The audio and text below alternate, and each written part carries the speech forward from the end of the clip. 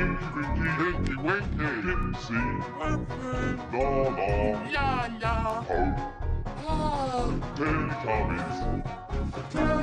Alright, you lot, let me ask you a question. Conformally, what is the most common teenage dream that you can think of? What is it that every 16 to 17 year old wants more than anything else when they turn 16 and 17, right? Is it either of the above?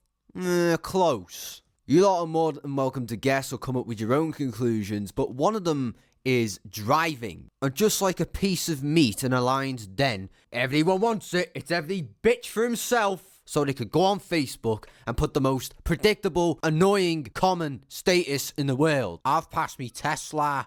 Give me attention. And you feel fucking good. You get your 15 minutes of fame and 100 and odd likes, etc. You feel fucking good, right? You feel amazing. But then you tell them what car you're getting.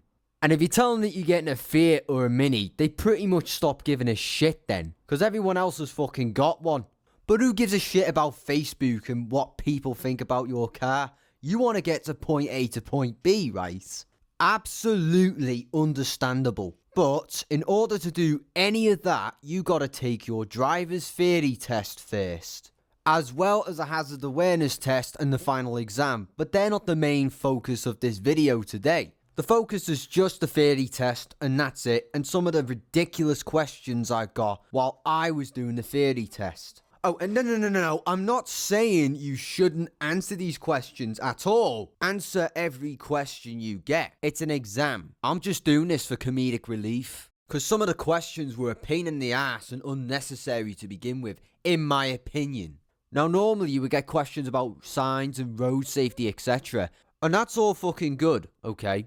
But why are they giving me so specific environmental questions? And when I mean specific, I mean really specific. I mean, take a look at this one, for example. What is the percentage of all emissions does a road transport account for? Driving at 70 miles an hour uses more fuel than driving at 50 miles an hour by up to 30%. What can you do to help the environment? Cycle when possible. I don't give a fuck about cycling. I didn't take me fucking theory test to cycle when possible. Or as a driver, you can help reduce pollution levels in town centres by walking and cycling. It's almost as if they're trying to tell you not to fucking drive at all.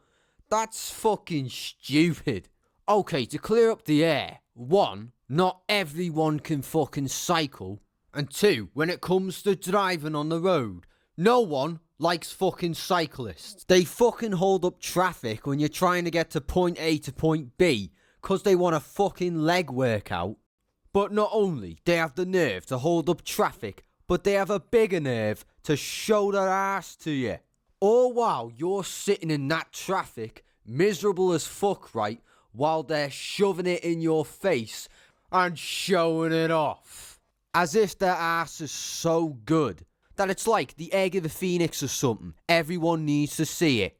But you want to know the worst thing about cyclists, right? Do you know those GoPro cameras that most cyclists wear while they're on the road? It's not for fucking sightseeing. It's for exposing drivers who overtake them. So if you're like, that's it, I've had enough, and you overtake them, if given the opportunity to catch up to you, and they do, if they don't agree with a certain way you drive, they will find any excuse to fucking bitch and moan about it. That's me way too close. Mate, how fucking big is that bicycle? Do You you need passed to me drive with in the that road? distance. Well, you're fucking lucky that I didn't hit you then, didn't you? If you'd have actually had the decency to go over one side instead of taking the whole fucking What, road. into the door like zone? a tank. Into No. the door Are zone? you a fucking tank? No.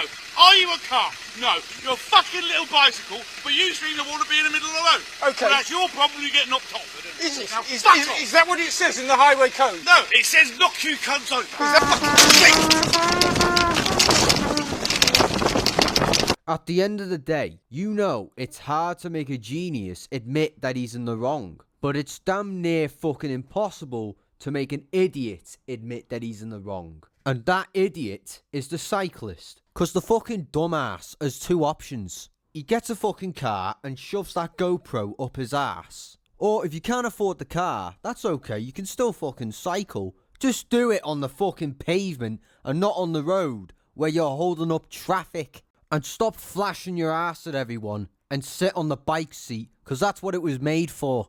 And as for these protect the environment questions, right, I see that message spread everywhere else already. If you want to protect the environment, I'm happy for you. More power to you. But at the end of the day, I took up driving to get to point A to point B, not to fucking hug a tree. Now, tweaking the topic a little bit, have you ever come across a question or been asked a question where the answer has so many more questions? Well, here's an example. Your vehicle catches fire while driving through a tunnel. It is still drivable. What should you do? Now, the obvious answer would be to get the fuck out of there. But on the theory test, it's the wrong answer. In fact, it's not even on there. Do you want to know what the actual answer is?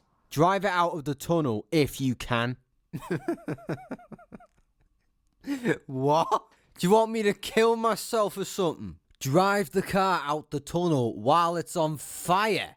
I don't give a shit what the reason is. I am not staying in that car. What if I have a baby in the car or someone who's disabled? But you know what I'd do if I was in the car by myself? I'd turn off the engine, get out and call the fucking fireman. I'm not staying in that fucking car. And one more thing I want to address is the medical questions. I mean, why are you asking me this? What is this? You arrive at a scene of a car crash, someone is bleeding badly from an arm wound, there is nothing embedded in it, what should you do?